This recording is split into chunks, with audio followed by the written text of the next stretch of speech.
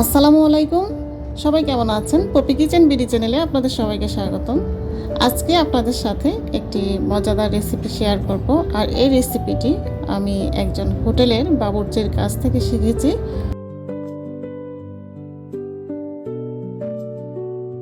আমরা সবাই কম বেশি রেস্টুরেন্টের খাবার সম্পর্কে জানি। তো দেখবেন যে রেস্টুরেন্টে কিন্তু মাছের মাথা এবং লেজ এগুলো কিন্তু খাওয়া হয় না। তো ওরা কিন্তু এগুলো দিয়ে একটা খুব দামি একটা স্যুপ তৈরি করে। তো হঠাৎ একদিন আমি রেস্টুরেন্টে একজনকে খেতে দেখে আমি বললাম যে এটা কি। তো বললো যে এটা মাছের মাথার স্যুপ। তো আমার অবশ্য একটু কৌতূহল জাগলো। তো যাই হোক, চলে আসি রেসিপি রিলেটেড কিছু কথা বলি। এখানে মাছের মাথা এবং লেজ নিয়েছি, আর হলুদ, লবণ, মরিচ দিয়ে এগুলোকে বেশি করে পানি দিয়ে আমি সেদ্ধ করে নিব। আমরা আসলেই কম বেশি সবাই মাছের মাথা দিয়ে দেখা যায় যে মুগ ডাল রান্না করে খাচ্ছি, তারপরে লাউ রান্না করে খাচ্ছি, কিন্তু ওরা কিন্তু এটাকে একটু ভিন্নভাবে রান্না করে এটাকে কিন্তু দেখা যায় যে মাছের থেকে এটাকে আরও বেশি দামে, চড়া দামে এটা মানে পাবলিকের কাছে বিক্রি করে।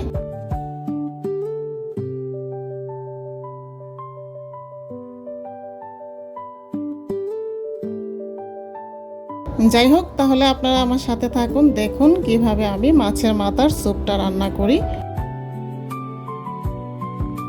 এখানে দেখুন মাছগুলো কিন্তু সিদ্ধ হয়ে গেছে। মোটামুটি 5 থেকে 6 মিনিট সিদ্ধ করলেই কিন্তু সিদ্ধ হয়ে যাবে।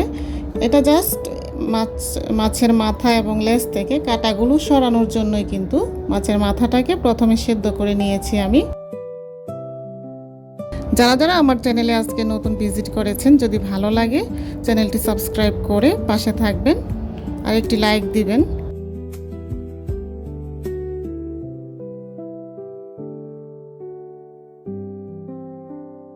এই তো দেখুন আমার মাছের মাথা এবং লেজগুলো সেদ্ধ হয়ে গেছে। এগুলোকে ঠান্ডা করে তারপর আমি কাঁটাগুলো অফ ক্যামেরায় ছাড়িয়ে নিব।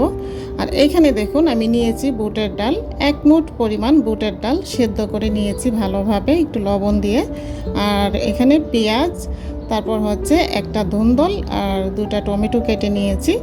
আর এই স্যুপের মধ্যে কিন্তু পাতলা টাইপের সবজি দিতে হবে। দেখা যাবে কিছু সবজি আছে যেগুলো একটু মোটা টাইপের, এগুলো দিলে হবে না। যে সবজিটা দিলে পানির মতো গলে যাবে ওইটাই দিতে হবে।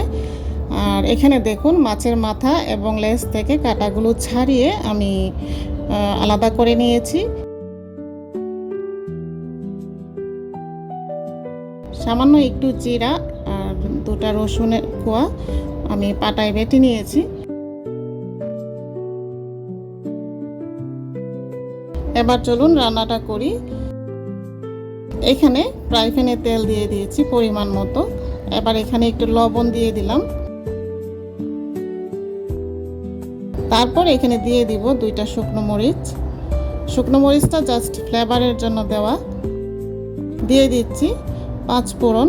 এখানে সামান্য 5 ফোড়ন দিয়েছি আমি, আপনারা চাইলে স্কিপ করতে পারেন। আপনারা আপনাদের পছন্দ মতো 5 ফোড়ন কিংবা জিরা ফোড়ন, যার যে ফোড়ন খেতে ভালো লাগে সেটাই দিতে পারেন। তারপর এখানে বড় সাইজের 2টা পেঁয়াজ কেটে দিয়েছি।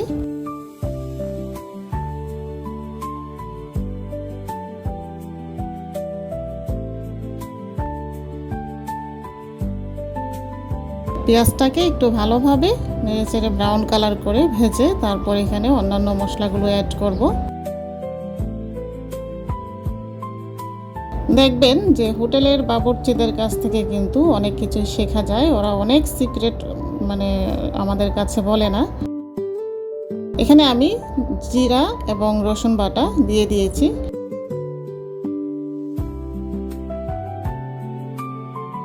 আমি একজনকে খেতে দেখে আমার একটু কৌতূহল হলো যে এটা কি খাচ্ছেন, এটা কি খাচ্ছেন। তারপর বললো যে এটা মাছের মাথার স্যুপ। তো আমি মাছের মাথার স্যুপ এটা আবার কিভাবে হয়, মাছের মাথা কাটা নেয়, তাহলে এটা স্যুপটা কিভাবে হলো। তো পরে যখন বললাম তো বললো যে আমরা এইভাবে এই রান্নাটা করি। দেখা যায় যে নর্মালি মাছের তরকারির থেকে ওইটা ওরা চড়া দামে বিক্রি করে। এখানে আমি হলুদ মরিচের গুঁড়ো দিয়েছি, হলুদটা পরিমাণ মতো দিবেন, জাস্ট কালারের জন্য, বেশি দিলে আবার তিতা লাগবে। মরিচটা ঝাল যার যার জাল, যে যতটুকু জাল খাবেন সেই অনুযায়ী দিবেন। আর স্যুপ জাতীয় যে কোনো রান্নায় ঝালটা একটু কম দিলেই খেতে ভালো লাগে। তারপর এইখানে ধুন্দল, টমেটো আর বুটের ডালগুলো একসাথে দিয়ে একটু নেড়েচেড়ে কষিয়ে এগুলোকে আমি এখানে গরম পানি দিয়ে দিচ্ছি। দিয়ে এগুলোকে একটু সময় রান্না করব, মোটামুটি 2 থেকে 3 মিনিটের মতো, বেশি না। ধুন্দল সিদ্ধ হতে কিন্তু বেশি সময় লাগে না।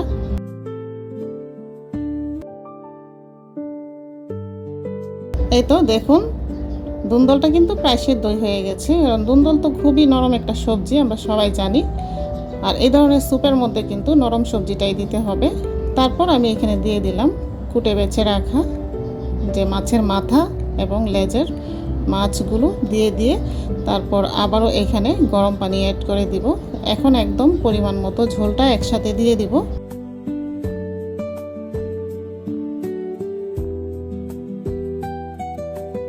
অবশ্যই এখানে গরম পানিটা দেওয়ার চেষ্টা করবেন।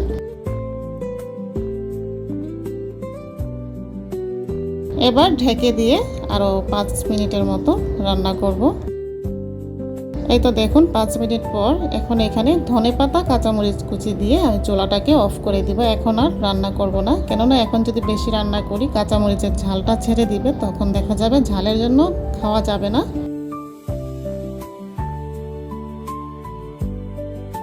সামান্য লবণ দিয়েছি, লবণটা আপনারা চেক করে নেবেন, যখন দেখবেন লাগবে একটু দিয়ে দিবেন, না লাগলে তো নাই। এই তো ঢেকে দিয়ে আমার রান্নাটা শেষ। এখন আপনাদেরকে একটু পরিবেশন করে দেখাই একটা বাটির মধ্যে। দেখতে যতটা সুন্দর হয়েছে, খেতেও কিন্তু ঠিক ততটাই মজা হয়েছিল। আমার পরিবারের সবাই খুব পছন্দ করেছে। আপনারাও বাসায় ট্রাই করবেন। তো সবাই ভালো থাকবেন, সুস্থ থাকবেন, আমার জন্য দোয়া করবেন। আপনাদের দীর্ঘায়ু এবং সুস্বাস্থ্য কামনা করে আজকের ভিডিওটি এখানেই শেষ করছি। আল্লাহ হাফেজ, আসসালামু আলাইকুম।